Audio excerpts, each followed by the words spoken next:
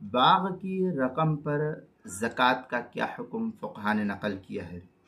چنانچہ باغ بیچنے کے 1 ماہ بعد کسی نے اپنی سالانہ زکوٰۃ نکالی،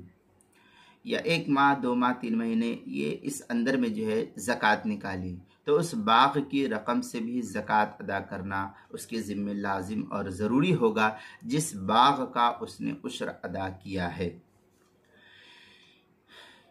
چنانچہ اس سلسلے میں فقہا لکھتے ہیں، فتاوی عالمگیریہ کی عبارت نقل کرتے ہوئے، وَمَنْ كَانَ لَهُ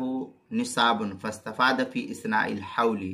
مَالًا مِنْ جِنْسِهِ ضَمَّهُ إِلَى مَالِهِ۔ یہ فتاوی عالمگیریہ کی عبارت ہے، جلد نمبر 1 صفحہ نمبر 175، فتاوی شامی جلد نمبر 2 صفحہ نمبر 288، بدائع الصنائع جلد نمبر 2 صفحہ نمبر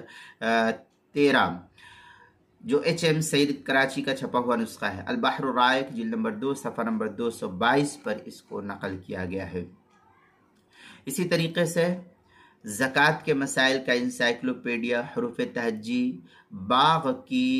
عنوان ہے باغ کی رقم پر زکوٰۃ، صفحہ 74 پر اس کو نقل کیا گیا ہے۔